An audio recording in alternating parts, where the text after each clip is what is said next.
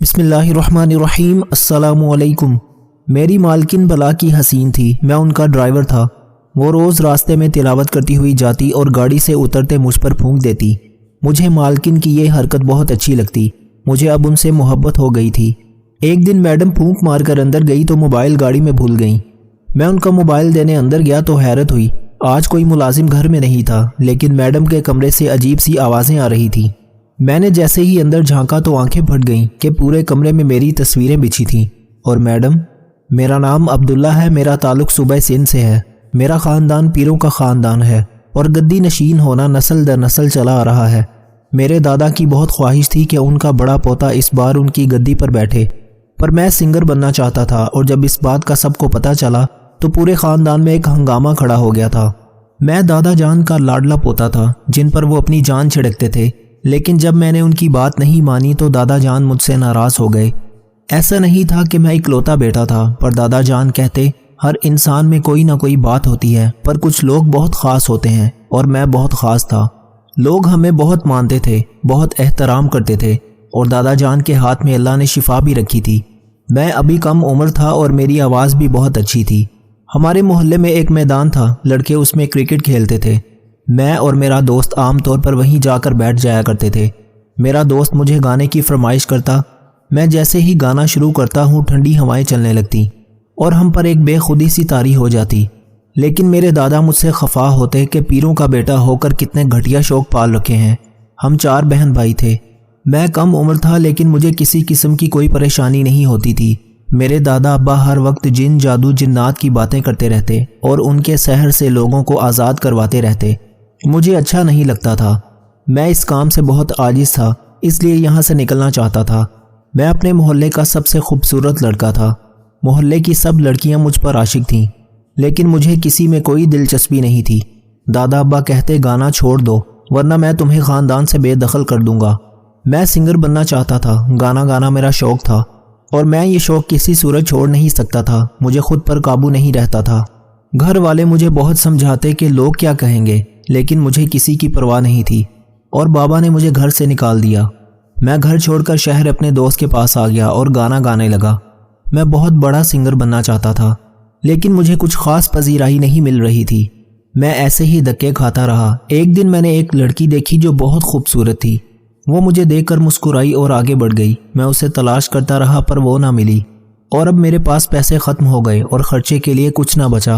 میں ایسے ہی در در کی ٹھوکریں کھانے لگا، گھر بھی نہیں جا سکتا تھا۔ اور پھر میرے دوست نے ایک دن کہا، کسی کے ساتھ ڈرائیور کی نوکری کے لیے رکھوا دیتا ہوں، کب تک ایسے دھکے کھاتے رہو گے؟ اور پھر ایک دن میرے دوست نے کہا، تیار رہنا، ایک جگہ کام ملا ہے، صبح وہاں جانا ہے۔ مجھے بہت شرم آتی کہ اتنے بڑے خاندان کا چشم و چراغ ہو کر کسی کی نوکری کروں گا، لیکن اب اس کے علاوہ کوئی چارہ نہیں تھا۔ میرا دوست مجھے اپنے ساتھ لے گیا اور ایک جگہ کام پر رکھوا دیا۔ میں نہیں جانتا کہ میں کہاں ہوں، لیکن ایک دن جب اسی خوبصورت لڑکی کو دیکھا تو میری خوشی کا کوئی ٹھکانہ نہیں رہا۔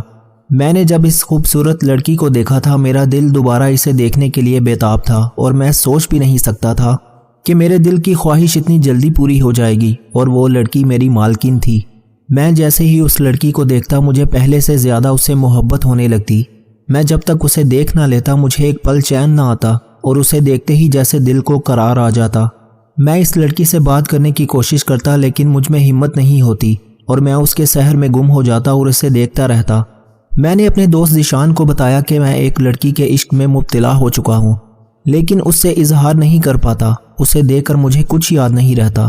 میرا دوست کہتا، کیا ہو گیا ہے؟ تمہاری طبیعت تو ٹھیک ہے؟ کیسی باتیں کر رہے ہو؟ میں نے کہا، میں بالکل ٹھیک ہوں، مجھے کچھ نہیں ہوا۔ میرے دوست نے کہا، پھر جو تم مجھے بتا رہے ہو وہ کیا ہے؟ میں نے کہا، ایک دن جب میں واپس تمہارے گھر آ رہا تھا اور کسی نے مجھے آواز دے کر روکا، وہ مجھے میرے نام سے پکار رہا تھا۔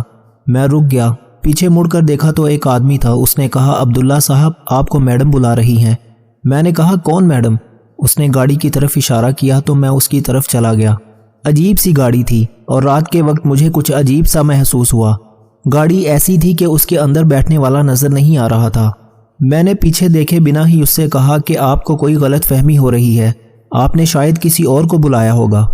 اس نے کہا، نہیں، آپ ہی کو بلانے کا کہا تھا۔ تب گاڑی کا پچھلا دروازہ کھلا اور ایک دلکش اور خوبصورت آواز آئی کہ گھبرائیں نہیں، بیٹھ جائیں۔ اور اس آواز نے مجھے مدہوش کر دیا۔ میں اس کے ساتھ بیٹھ گیا اور مجھے بلانے والا شخص گاڑی کی اگلی سیٹ پر بیٹھ گیا۔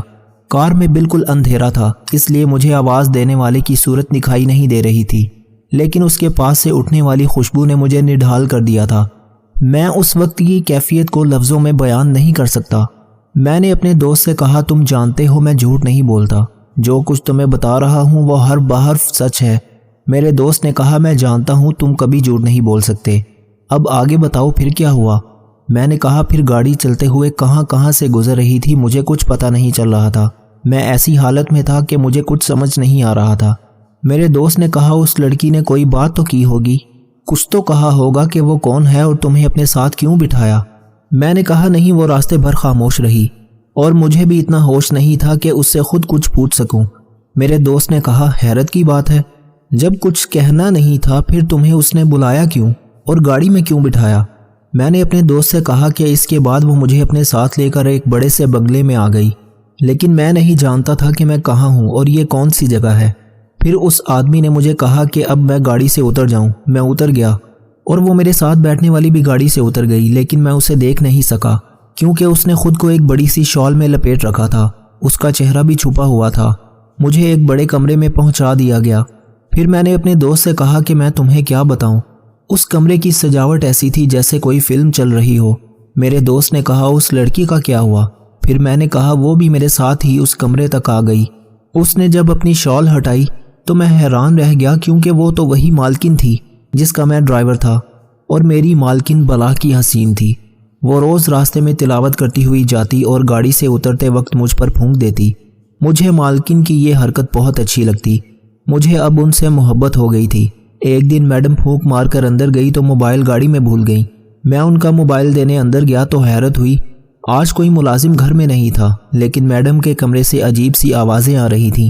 میں نے جیسے ہی اندر جھانکا تو آنکھیں پھٹ گئیں کیونکہ ایک عجیب سا خوفناک ماحول تھا اور ہر طرف خون ہی خون تھا، اور مجھے اس وقت ایسے لگا جیسے دادا ابا مجھے پکار رہے ہیں اور کہہ رہے ہیں کہ عبداللہ ہوش میں آؤ، لیکن مجھے کوئی ہوش نہیں تھا، اور آہستہ آہستہ میرے کانوں سے دادا کی آواز کی سرگوشی ختم ہوتی جا رہی تھی، اور تب میں کچھ بھی نہیں سوچ پا رہا تھا کہ دادا ابا کی آواز کہاں سے آ رہی ہے۔ میں تو مدہوش ہوتا بنا ڈرے اپنی مالکن کو دیکھ رہا تھا۔ مالکن نے آگے بڑھ کر میرا ہاتھ تھام لیا اور ہم دونوں اسی طرح بیٹھے رہے۔ میں اسے دیکھتا رہا، رات اسی طرح بیٹھے گزر گئی۔ پھر اس نے مجھے پینے کے لیے ایک شربت دیا، اور جانتے ہو اس کی لذت ابھی تک مجھے محسوس ہو رہی ہے۔ اس کے بعد اس کے آدمی مجھے اس گاڑی میں بٹھا کر یہیں اتار گئے۔ میرے دوست نے کہا، یہ سب تو بہت عجیب ہے، تمہیں گھر فون کر کے دادا ابا کو سب کچھ بتانا چاہیے، لیکن اس سے بھی عجیب کہ مجھے پتہ ہی نہیں چلتا، اور میں اس واقعہ کے بعد 2 دفعہ اس کے پاس جا چکا ہوں۔ میرے دوست نے کہا، لیکن تم نے پہلے کیوں نہیں بتایا؟ میں نے کہا، مجھے پہلے اتنی ہوش ہی نہیں تھی، جو کچھ بتاتا یا پوچھتا وہ مجھے خود بلاتی اور میں دوڑا چلا جاتا۔ میرے دوست نے کہا، ایسی کون سی خوبصورت لڑکی ہو سکتی ہے جو اس طرح تمہیں بلائے اور اس کے بعد تم اپنے ہوش میں نہ رہو، اور تمہیں اپنے گھر تک بلا لیا، اور ہم دونوں خود پریشان ہو چکے تھے۔ وہ روز دادا ابا کو خواب میں دیکھتا کہ وہ مجھے گھر بلا رہے ہیں، پر میں نظر انداز کر دیتا کیونکہ مجھے کچھ بن کر گھر لوٹنا تھا۔ کچھ دن بعد مجھے کمزوری سی محسوس ہونے لگی۔ میرے دوست نے مجھے دیکھا اور کہا، تمہیں کیا ہو گیا ہے؟ تم مجھے بیمار سے لگ رہے ہو۔ میں نے کہا، مجھے اب مالکن سے خوف آنے لگا ہے، ایسا لگتا ہے وہ جو نظر آتی ہیں وہ ہے نہیں، وہ ایک دھوکہ، ایک فریب لگتی ہیں۔ میں نے اپنے دوست کو بتاتے ہوئے کہا، وہ اب مجھے ہر دوسرے روز اپنے گھر بلاتی ہے اور اسی طرح بٹھائے رکھتی ہے، پھر شربت پلا کر واپس بھیج دیتی ہے۔ میں نے کہا، اب تو مجھے خواب بھی بہت عجیب آتے ہیں، کبھی لگتا ہے مجھے دادا ابا بلا رہے ہیں اور مجھے اپنی طرف کھینچ رہے ہیں اور کہتے ہیں، عبداللہ تم صحیح نہیں کر رہے ہو، واپس آ جاؤ، مجھے تمہاری ضرورت ہے۔ میرے دوست نے کہا، ہو سکتا ہے تمہارے دادا ابا بیمار ہوں، اس لیے اس طرح کے خواب آتے ہیں۔ میں نے کہا، کچھ نہیں ہوتا، وہ کون سا اکیلے رہتے ہیں، سب گھر والے ان کے پاس ہیں، میں پتہ نہیں کیوں یہاں آ گیا، مجھے تو اب یہ بھی یاد نہیں کہ میں یہاں لینے کیا آیا تھا۔ میں نے کہا، میں نیند میں ہوتا ہوں جب ایک آواز آتی ہے اور میں دوڑا چلا جاتا ہوں، اور نہ چاہتے ہوئے بھی اس لڑکی کی طرف کھینچا چلا جاتا ہوں، جیسے کوئی اندیکھی طاقت مجھے اپنی طرف کھینچ رہی ہو۔ میں کہیں بھی ہوتا ہوں، جیسے ہی وہ مجھے آواز آتی ہے میں اس کے پاس پہنچ جاتا ہوں۔ میں نے اپنے دوست سے کہا، مجھے اس سے بچا لو، مجھے بہت ڈر لگنے لگا ہے۔ میرے دوست نے کہا، وہ تو ٹھیک ہے، لیکن مجھے بتاؤ میں کیا کر سکتا ہوں؟ میں نے کہا تم میرے ساتھ چلنا اور مالکن سے بات کرنا کہ وہ میرا پیچھا چھوڑ دے، میں واپس اپنے گھر جانا چاہتا ہوں۔ میرے دوست نے کہا ٹھیک ہے، میں تمہارے ساتھ چلوں گا، لیکن کیا وہ مالکن مجھے برداشت کر لے گی؟ میں نے کہا کہ میں اس سے کہوں گا یہ میرا بھائی ہے اور تم سے کچھ بات کرنا چاہتا ہے، تم بس رات 11 بجے باہر آ جانا۔ میں اور میرا دوست گھر سے نکلے تو آگے مالکن کے 2 آدمی میرے انتظار میں پہلے سے کھڑے تھے۔ انہوں نے میرے دوست کو دیکھ کر کہا یہ آدمی تمہارے ساتھ نہیں جا سکتا، مالکن ناراض ہوں گی۔ میں نے کہا مالکن نے ہی اسے ساتھ لانے کا کہا تھا۔ میرا دوست مجھے حیران ہو کر دیکھنے لگا اور کہنے لگا کس سے بات کر رہے ہو؟ میں نے کہا وہ اس لڑکی کے آدمی ہمیں لینے آئے ہیں، یہ ان کی گاڑی ہے۔ میرے دوست نے کہا کہاں ہے؟ کون سی گاڑی؟ مجھے تو کوئی گاڑی نظر نہیں آ رہی۔ تمہیں کیا ہو گیا ہے؟ کیسی بہکی بہکی باتیں کر رہے ہو؟ میں نے اپنے دوست سے کہا تم خاموش رہو، جو میں کہہ رہا ہوں تم دیکھتے رہو۔ میرے دوست نے کہا یہاں کچھ نہیں، چاند پورا چمک رہا ہے، یہاں نہ کوئی گاڑی ہے اور نہ کوئی آدمی، تمہیں کیا ہو گیا ہے؟ میں اپنے دوست سے کہنے لگا وہ سامنے دیکھو۔ میری آواز کانپنے لگی۔ میں نے کہا وہ دیکھو ایک آدمی میری طرف آ رہا ہے، اور وہ آدمی ایسے میرے سامنے آیا جیسے ہوا تیز چلتی ہے۔ میرا دوست بھی گھبرا گیا۔ پھر اس آدمی نے کہا چلو چلیں، آج تم نے بہت دیر کر دی ہے۔ اس آدمی نے مجھے ساتھ لیا اور غائب ہو گیا۔ میرا دوست وہیں رہ گیا۔ اس وقت میری کیفیت سکتے کی سی ہو گئی تھی۔ بے پناہ خوف نے مجھے گھیر لیا تھا۔ مجھے سمجھ آ چکی تھی کہ مجھے نہ نظر آنے والی طاقتوں نے مجھے اپنے حصار میں لے لیا ہے۔ لیکن اگلی صبح میں واپس اپنے دوست کے گھر پر تھا۔ میرے دوست نے مجھے دیکھتے ہی گلے سے لگا لیا اور کہا کیا ہوا تمہارے ساتھ؟ کہاں چلے گئے تھے؟ تم غائب کیسے ہو گئے تھے؟ میں نے اپنے دوست سے کہا چلو اسی ہوٹل میں چل کر بیٹھتے ہیں جہاں پہلے جایا کرتے تھے، مجھے تم سے کچھ بات کرنی ہے۔ ہم دونوں اسی ہوٹل میں جا کر بیٹھ گئے۔ میرے دوست نے کہا اب بتاؤ کیا ہوا ہے؟ میں نے کہا میری زندگی خطرے میں ہے، میں کسی بھی وقت اس مالکن کے ہاتھوں میں غائب ہو سکتا ہوں، وہ مجھے یہاں سے بھی کھینچ کر بلا سکتی ہے۔ میرے دوست نے کہا ایسا کیوں کہہ رہے ہو؟ میں نے کہا کہ وہ لڑکی کل بہت ناراض تھی۔ اس نے کہا تم نے میرے بارے میں کسی اور کو کیوں بتایا؟ میں نے کہا وہ میرا بھائی ہے، اس سے بات کرنے میں کیا حرج ہے؟ اس نے کہا وہ تمہارا دوست ہے، بھائی نہیں، میں اچھی طرح جانتی ہوں تم کون ہو اور کس کے بیٹے ہو۔ میرے دوست نے کہا یہ معاملہ تو بہت بگڑ چکا ہے، میری مانو تو واپس اپنے دادا ابا کے پاس چلے جاؤ، ہو سکتا ہے وہ تمہیں اس مشکل سے بچا سکیں۔ میں نے کہا کس منہ سے جاؤں؟ اتنا عرصہ ہو گیا، ان سے یہ کہہ کر آیا تھا کہ کچھ بنوں گا تو آؤں گا۔ میرے دوست نے کہا بھول جاؤ سب، بس اپنی زندگی کے بارے میں سوچو اور جلد از جلد نکلو اس لڑکی کے چنگل سے۔ میرے دوست نے کہا تمہیں یہ سب پہلے پتہ چل جاتا تھا، لیکن اب ایسا کیوں ہوا کہ تم اس خطرناک مخلوق کے حصار میں پھنس گئے؟ میرے دوست نے کہا تمہیں یاد ہے یہاں تمہارے دادا کے ایک دوست ہیں جو انہی کی طرح عامل ہیں، فی الحال ان کے پاس چلو، ابھی اس سے پہلے کہ وہ پر اسرار مخلوق تمہارے پیچھے آ جائے۔ میرا دوست مجھے لے کر دادا ابا کے دوست کے پاس پہنچا۔ وہ مجھے دیکھتے ہی کہنے لگے جب تمہیں روکا تھا تمہارے دادا نے اور بار بار تمہیں بلایا، تمہیں اسی وقت بات کو سمجھنا چاہیے تھا اور واپس لوٹ جانا چاہیے تھا۔ پھر وہ دادا کے دوست عالم صاحب مراقبہ کرنے لگے۔ پھر کچھ دیر بعد سر اٹھا کر میری طرف دیکھا اور کہا وہ تم پر حصار باندھ چکی ہے، وہ لڑکی نہیں جن زادی ہے اور وہ کسی کو لینے آئی ہے جس کے لیے اسے تمہاری ضرورت تھی۔ میں حیران ہوا۔ میں نے کہا کسے لینے آئی ہے؟ عالم صاحب نے کہا وہ تو تمہیں تمہارے دادا ابا ہی بتا سکتے ہیں۔ میں نے کہا جب میں چھوٹا تھا تب مجھے اگر کوئی مخلوق کسی بھی شکل میں نظر آتی میں انہیں پہچان لیتا تھا، لیکن جب سے شہر آیا مجھے ایسا لگتا جیسے میں قید ہو کر رہ گیا ہوں۔ عالم صاحب نے کہا جو صلاحیت تم میں تھی وہ اب اس لیے نہیں کیونکہ اس جن زادی نے جادوئی شربت تم کو پلایا، اس سے وہ تمہارے ذہن کو قابو میں کر چکی ہے۔ میں نے کہا اب کیا ہوگا؟ مجھ سے بھول ہو گئی جو دادا ابا کی بات نہیں مانی۔ عالم صاحب کہنے لگے یہ سب تو ہونا تھا، اس جن زادی نے جتنے ظلم کیے ہیں کسی کے ذریعے تو اسے پکڑنا تھا۔ میں نے عالم صاحب سے کہا کیا واقعی وہ پکڑی جا سکتی ہے؟ عالم صاحب نے کہا ہاں، لیکن اس کو پکڑنے کے لیے بہت زیادہ طاقت کی ضرورت ہے۔ میں نے کہا پھر اسے کون قابو کر سکتا ہے؟ میں اس کے حصار سے کیسے نکلوں گا؟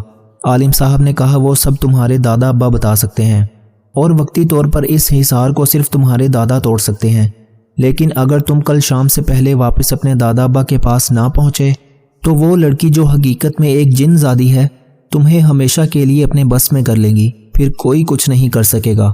عالم صاحب نے کہا میں تمہیں چند آیات بتاتا ہوں جن کو تم پڑھتے جانا، جو اللہ تعالیٰ کا کلام ہے، ان کی مدد سے تمہارے راستے کی مشکل آسان ہو جائے گی۔ میرے دوست نے میرا بہت ساتھ دیا، وہ بہت مشکل سے مجھے لے کر واپس دادا ابا کے پاس پہنچا۔ راستے میں ایسا لگتا جیسے ہم چل رہے ہیں لیکن راستہ ختم ہو چکا ہے۔ جیسے ہی دادا ابا نے مجھے دیکھا تو فوراً مجھے ایک جگہ کھڑے رہنے کو کہا اور میرے ارد گرد حصار کھینچنے لگے۔ جیسے جیسے دادا ابا عمل کر رہے تھے ویسے ویسے میرے اندر سے دھواں سا نکلنے لگا۔ میرے دادا ابا بہت مشکل سے حصار کھینچ رہے تھے آنکھیں بند کر کے، لیکن ان کے چہرے پر تکلیف کے آثار نظر آ رہے تھے۔ دادا ابا نے ایک دم آنکھیں کھول دیں اور مجھے کہا اب تم وہ دعائیں پڑھو جو تمہیں خواب میں بتائی گئی تھی۔ اور میں نے جیسے ہی آنکھیں بند کی تو سب میری دعائیں مجھے یاد آ گئیں۔ میں جیسے جیسے دعائیں پڑھ رہا تھا میری تکلیف ختم ہونے لگی، اور اس کے بعد میں نے خود کو ہلکا پھلکا سا محسوس کیا، جیسے بہت بھاری سا بوجھ اتر گیا ہو سر سے۔ پھر دادا ابا سے معافی مانگنی چاہی، لیکن انہوں نے کہا تمہیں اسی دن میری بات مان لینی چاہیے تھی۔ تم کیا سمجھتے ہو اس لڑکی نے تمہارا پیچھا چھوڑ دیا ہے؟ بلکہ نہیں، وہ جانتی ہے تم کہاں ہو۔ یہاں تک پہنچنے کے لیے وہ ہر کوشش کرے گی۔ دادا ابا نے مجھے ایک تعویذ باندھا اور کہا اسے خود سے الگ مت کرنا۔ پھر ایک دن میں اسی محلے کے اسی میدان میں سے گزرا تو اچانک میرے سامنے وہی آدمی نمودار ہوا جو اس جن زادی کے ساتھ تھا۔ میں اسے پہچان چکا تھا۔ وہ انسان نہیں تھا، ایک غلام جن تھا جو اس جن زادی نے اپنی قید میں غلام بنا رکھا تھا۔ میں نے گھبرائے بنا پوچھا اب کیسے آئے ہو؟ اس نے کہا تمہیں مالکن نے بلایا ہے، وہ سامنے گاڑی کھڑی ہے۔ میں نے کہا اب کیا کام ہے تمہاری مالکن کو؟ جاؤ اسے کہو جب کام اس کا ہے تو وہ خود آئے میرے پاس۔ میں کیوں جاؤں؟ اس آدمی نے کہا جو حقیقت میں ایک جن تھا۔ تمہاری اتنی جرت، تم میری مالکن کو آنے کا کہو؟ اس نے مجھے ہاتھ سے پکڑنا چاہا، تبھی اس کا ہاتھ خود بخود مجھ سے دور ہوتا گیا اور وہ واپس بھاگ گیا۔ میں حیران تھا کہ مجھ میں ایسی کون سی قوت آ گئی جو مجھے کوئی خوف بھی محسوس نہیں ہوا، اور وہ بھاگ بھی گیا۔ میں واپس گھر آ گیا اور دادا ابا کو بتایا۔ انہوں نے کہا اب وقت آنے والا ہے جب وہ یہاں موجود ہوگی۔ میں نے کہا لیکن دادا ابا وہ خود کیوں آئے گی؟ انہوں نے کہا اسے اس کا مطلب اور غصہ لائے گا یہاں۔ تم بس ایک کمرے میں بیٹھ کر وظیفے پڑھتے رہو اور اس جگہ سے مت اٹھنا۔ وہ تم تک پہنچے گی لیکن تم گھبرانا نہیں۔ میں نے وضو کیا اور دادا ابا کے کمرے میں بیٹھ کر آنکھیں بند کر کے وظیفے پڑھنے لگا۔ مجھے پتہ ہی نہیں چلا کہ کب رات ہو گئی اور وقت کیا ہو رہا ہے جب کچھ آوازیں سنائی دینے لگیں، لیکن میں نے آنکھیں نہیں کھولیں اور نہ ورد پڑھنا چھوڑا۔ آوازیں تیز ہو رہی تھیں۔ اسی وقت دادا ابا کی آواز بھی آئی جو کہہ رہے تھے عبداللہ ورد کرتے رہو، رکنا مت، وہ تمہارا دھیان بٹانا چاہتی ہے، میں تمہارے ساتھ ہوں۔ میں ان آوازوں کو جھٹک کر اور اونچی آواز میں وظیفے کرنے لگا۔ جب اسی جن زادی کی آواز آئی اس نے کہا تم جو بھی کر لو مجھ سے زیادہ طاقتور نہیں بن سکتے۔ پھر دادا ابا نے کہا وظیفے پڑھتے رہنا، چھوڑنا نہیں، اور آنکھیں کھول لو۔ میں نے آنکھیں کھولیں تو جن زادی میرے سامنے موجود تھی۔ میں ورد کرتا رہا، وہ میرے پاس آنے لگی۔ جیسے ہی وہ مجھے چھونے لگی اسے کچھ ہوا جس سے وہ دور جا کر گری، اور دادا ابا کے ہاتھ میں ایک پانی کی بوتل آئی جو کالے کپڑے سے لپٹی ہوئی تھی۔ دادا ابا نے وہ بوتل کھول کر پانی اس کے اوپر ڈال دیا۔ یہ سب اتنا اچانک ہوا کہ وہ سنبھل نہیں سکی اور پانی پڑتے ہی چیخنے چلانے لگی۔ پھر دادا نے کہا عبداللہ اب تم ہی اسے قابو کرو گے۔ پھر اس جن زادی نے دادا کی طرف دیکھا اور کہا تم نے اچھا نہیں کیا، میں نے اتنی محنت کی تھی تمہارے پوتے پر اپنا مقصد پورا کرنے کے لیے۔ دادا ابا نے کہا تم جو چاہتی ہو وہ تمہیں نہیں مل سکتا، آج تمہیں میرا پوتا ہی ختم کرے گا۔ تم نے ہمیں اتنا ہلکا سمجھا جو یہاں چلی آئی، تم نے خود اپنی جان خطرے میں ڈالی۔ اب وقت آ چکا ہے، تمہیں تمہارے ظلم کا انجام بھگتنا ہوگا۔ پھر دادا ابا نے مجھے کہا عبداللہ اسے ختم کر دو، یہ زندہ نہ بچے، یہ میرا حکم ہے۔ دادا ابا کا اتنا کہنا تھا کہ مجھ پر رکت طاری ہو گئی۔ میں ورد کرتا رہا اور وہ مجھے روکنے کی ناکام کوشش کرتی رہی۔ پھر 2 گھنٹے بعد اس کو آگ لگنے لگی، وہ چیخنے چلانے لگی۔ میں پڑھتا جا رہا تھا اور وہ ختم ہو رہی تھی۔ تبھی میں نے سامنے جلنے والی آگ میں پاس پڑی مٹی اٹھا کر اس میں پھینکی اور وہ ختم ہو گئی۔ دادا ابا اٹھ کر مجھے گلے ملے اور کہا آج تم نے وہ کر دکھایا جس کی مجھے پہلے سے امید تھی۔ میں نے کہا دادا ابا آپ جانتے تھے وہ مجھ تک پہنچ چکی ہے؟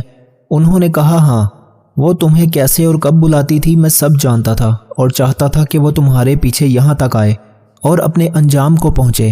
دادا ابا نے بتایا جب تم پیدا بھی نہیں ہوئے تھے، اور تب ایک جگہ میں کسی کام سے گیا، جب مجھے کسی نے راستے سے بھٹکانا چاہا، میں نے ایک ہی وار میں اسے پکڑ لیا اور قید کر لیا۔